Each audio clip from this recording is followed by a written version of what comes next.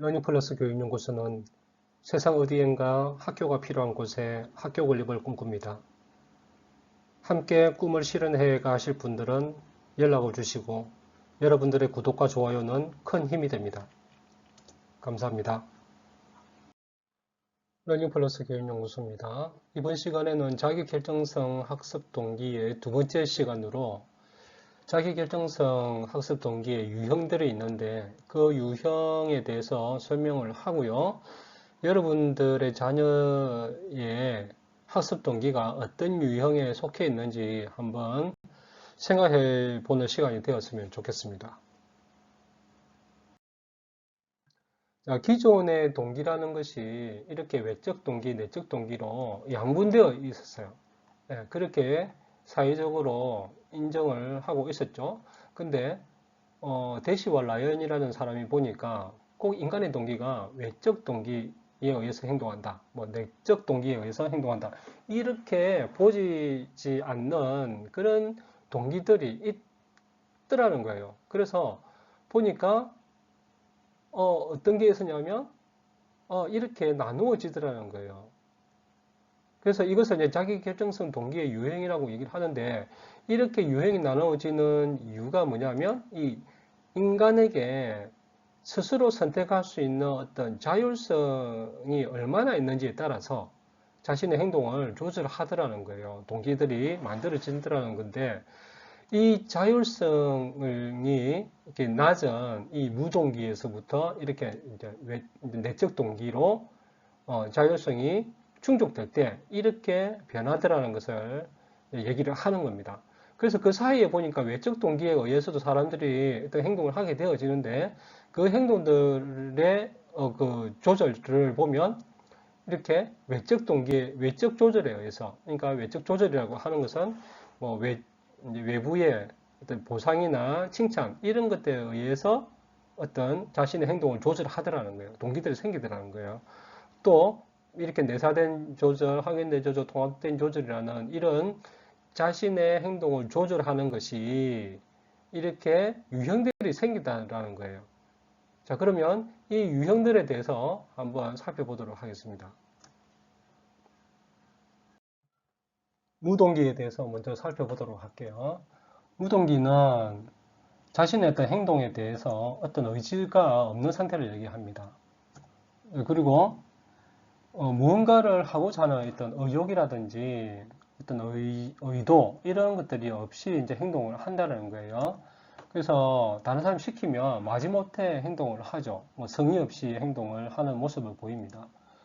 우리가 잘 알고 있는 학습된 무기력 이 동기와 비슷하다고 생각하시면 좋을 것 같아요.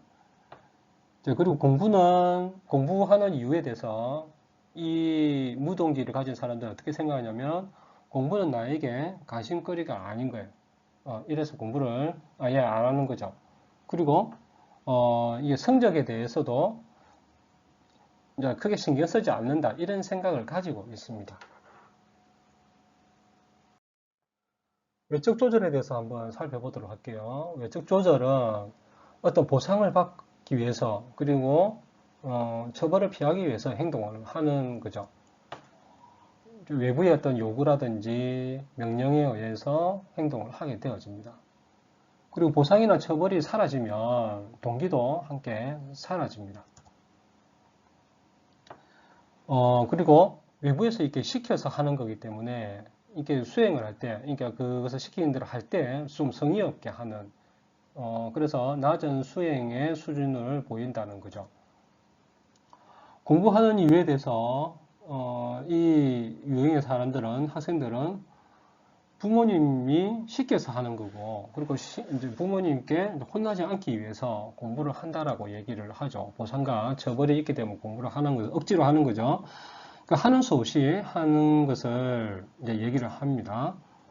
그리고 숙제 같은 경우는 어떤 숙제를 하지 않으면 내가 벌을 받는 그런 공경에 처할 수 있기 때문에 억지로 숙제를 해가는 거죠.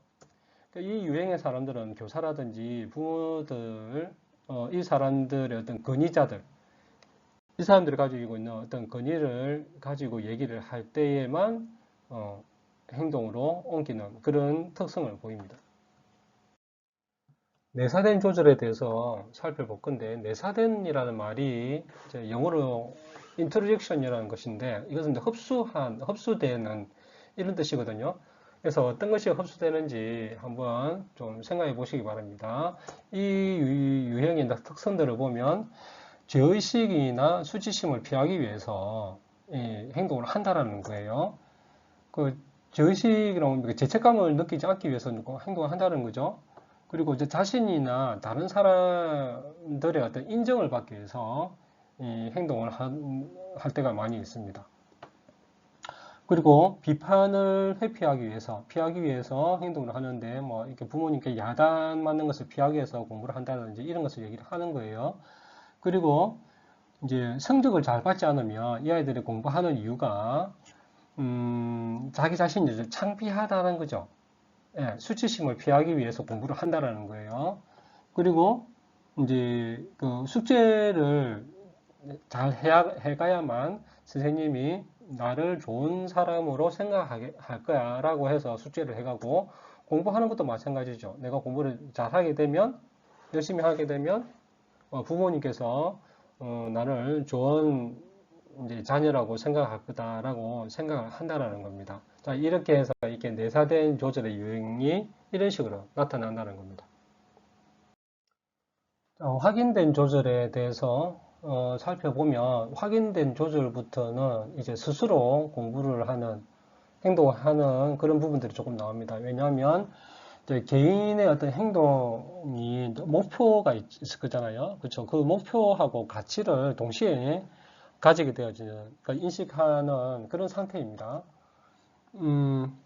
이제 어떤 행동이 개인의 어떤 가치와 목표하고 부합이 되어질 때 이 사람들은 행동을 하게 되는 거죠. 그리고 자신의 어떤 결론에 대해서, 자신의 어떤 행동에 대해서 책임을 가지고 있습니다. 그래서 이 나중에 공부하는 이유에 대해서 이유가 어떤 것인지 보면 알 수가 있을 건데요. 이제 결과를 위해서 어떤 수단으로 내가 행동을 하게 되는데, 어떤 내가 목표를 달성하기 위해서 조금은 내가 스스로 노력을 한다는 겁니다. 이 유형의 공부하는 이유를 보면 그 나에게 공부라는 것이 중요한 것이기 때문에 내 스스로 공부를 한다는 거예요. 그리고 공부를 못하면 내가 이 중요한 것을 잘하지 못했구나라는 어떤 책임감을 가진다는 거예요. 그 성적도 마찬가지입니다. 성적이라는 것을 자기 가치는 자신이 어떻게 생각하고 있냐면 자기의 실력을 객관적으로 평가하는 것이다라고 자기 가치에 부합을 하게 되는 거죠. 성적이. 그렇게 되면 내가 평가를 잘 받아야지 하는 생각이 들겠죠. 그래서 내 스스로 노력을 한다라는 겁니다. 이것이 확인된 조절. 그러니까 내 자신의 가치를 포함한 것을 확인을 하고 인식을 하는 상태를 얘기를 하는 겁니다. 통합된 조절을 한번 살펴볼게요. 이 외적 조절의 가장 자율성이 보장되어졌을 때 행동의 조절이 나타난다는 겁니다. 여기서는 확인된 조절이 우리가 했었죠. 여기서 이제 조금 이렇게 발전을 해서 완전히 자기 것으로 소화해낼 때, 동화해 나갈 때, 이때 이제 통합된 조절이 이루어진다는 거죠. 그래서 행동을 자발적으로 수행을 합니다. 자기 스스로 어떤 행동을 결정을 한다는 거예요. 그리고 개인적인 어떤 목표가, 중요한 목표가 있을 거잖아요. 그 목표와 결과를 얻기 위해서 도구적으로 자신을 이제 행동을 한다는 겁니다. 목표를 달성하기 위해서 행동을 한다는 것이죠. 이제 공부하는 이유, 그리고 숙제를 하는 과제가 있을 때 이것을 하는 것은 자기 자신에게 자기 자신이 어떤 가치를 가지고 있냐면, 숙제는 당연히 해가야 하는 것이라고 생각을 하는 거예요. 이런 가치관에 이제 부합이 되어지기 때문에 숙제를 잘 해간다는 것이고요. 공부하는 것도 마찬가지죠. 공부라는 것을 이제 자기가 어떤 가치를 주고 있냐면, 인간의 어떤 자기 자신의 성장에 큰 도움이 된다라는 어떤 가치관을 가지고 있는 거죠. 그렇기 때문에 자기 자신의 어떤 가치와 또 공부와 성적이 어떤 목표와 결과가 되었을 때 같이 이제 동화가 되어지는 거죠. 그렇기 때문에 스스로 노력하고 행동을 한다라는 겁니다. 내적 조절을 볼까요? 내적 조절은 가장 자기 결정적인 조절이라고 할 수가 있습니다. 우리가 내적 동기라고 얘기를 하죠. 이 행동을 조절하는 것은 이렇게 자발적으로 행동을 하는 겁니다. 이 자발적 행동의 어떤 원형이라 할 수 있죠. 이런 행동을 하는 것은 행동 자체의 어떤 즐거움, 그리고 관심, 흥미, 이런 것들이 있기 때문에 행동을 하는 거죠. 공부하는 이유를 보면 공부하는 자체가 재미있기 때문에 공부를 하는 거고, 지식에 대한 어떤 호기심이 있기 때문에 계속 자기 스스로가 공부를 선택을 한다는 겁니다. 과제도 마찬가지죠. 과제하는 것 자체가 재미있어서 내가 스스로 이제 과제를 해간다라고 생각을 합니다. 오늘의 럼펄 포인트입니다. 자녀의 학습 동기는 자율성을 얼마나 충족하느냐의 그 여부에 달려 있는 겁니다. 아까 우리가 자기결정성 6가지 유형을 보았죠. 그 자율성의 정도에 따라서 유형들이 생기고 그 유형에 따라서 공부하는 이유들을 우리가 알았죠. 그러면 자율성이라는 것이 얼마나 중요한지 우리가 알 수가 있었을 겁니다. 그리고 보상이라든지 우리 아이들에게 뭐 잘했으면 보상을 하고 또 안 하면은 강요하거나 압력을 가해서라도 하게끔 하는 우리의 부모들의 행동이 우리 아이들의 자율성을 얼마나 훼손하고 있는지 생각을 한번 해보셨으면 좋겠습니다. 그래서 이 자율성을 훼손한다는 것은 동기를 떨어뜨리는 것과 같은 거니까요. 또 자녀의 이제 동기 유형이 어떤 것인지 한번 살펴봤으면 좋겠어요. 그 동기 유형에 따라서 대체할 수 있는 방법들이 있겠죠, 물론.